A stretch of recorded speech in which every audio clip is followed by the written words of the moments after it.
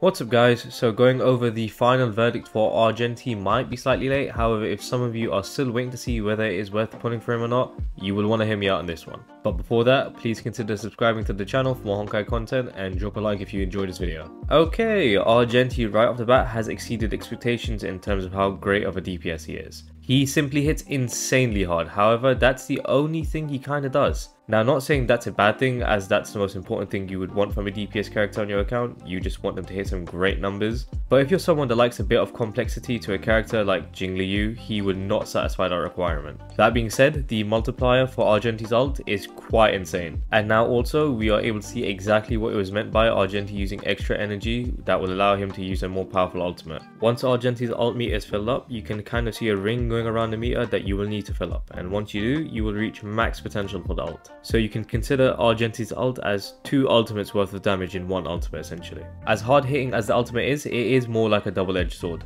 With other great DPS characters, as soon as you have the ultimate, you can simply just pop it off. With Argenti now, you'll really want to gain as much energy as you can to allow that ultimate to hit those crazy numbers. So essentially, you won't be able to use Argenti's ult as frequent as you would with every other DPS in the game. So you will kind of have to decide if it is worth stacking the additional energy on that ultimate. In addition to that, Argenti's light cone seems pretty much essential for him in order to deal those crazy numbers, as it kind of provides a huge boost in crit damage and increases the damage dealt from the ult, which is Argenti's go-to. It looks like a replica of Jingyuan to me, in which without the light cone the character is just alright and you could consider him somewhat mid. But with the light cone, they can become a great DPS, which can put out some great numbers. Now, moving on to the elephant in the room. If you are not aware of 1.6, there is a special someone that goes by the name of Ruin Mei. You would probably know her from the simulated universe, but she will be dropping in 1.6. Not too sure whether she'll be dropping as the first banner or the second banner, but regardless, if you kind of delve into leaks and would like to know their kits a bit in advance,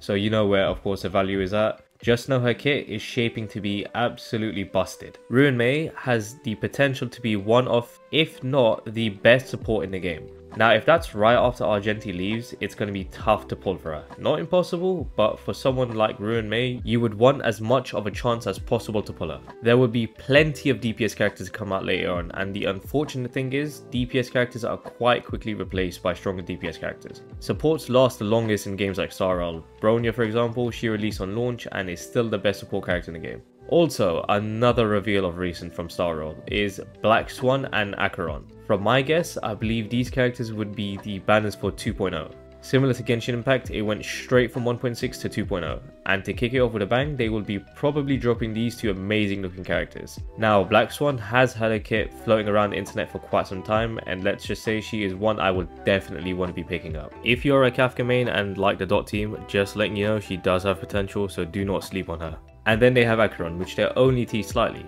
You cannot tell me visually she looks like a must summon. She also has the same VA as Raiden from GenshinImpact, so it's an automatic must summon for me.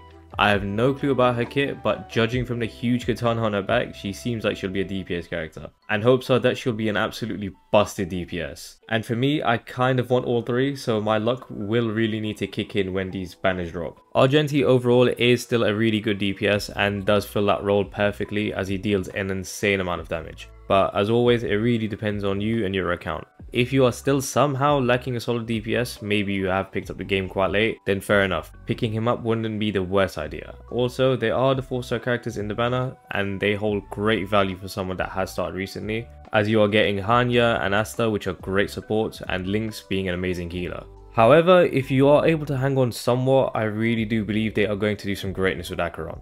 They just can't let her design and that special VA go to waste. But if you have a few DPS characters in your account already and you can pretty much clear majority of the content in the game, I would not recommend pulling for Argenti. Unless you're a well or an Argenti stan, of course, go nuts. Nothing can really stop stans from pulling. You will also have to consider the fact that you will likely need the light cone too. To maximize Argenti's kit, the light cone is somewhat essential, so it will be a bit of an investment for him. So to wrap up, if you are thinking about pulling for Argenti still, just know you have some great and amazing looking characters that will drop right after. Consider this as the calm before the storm.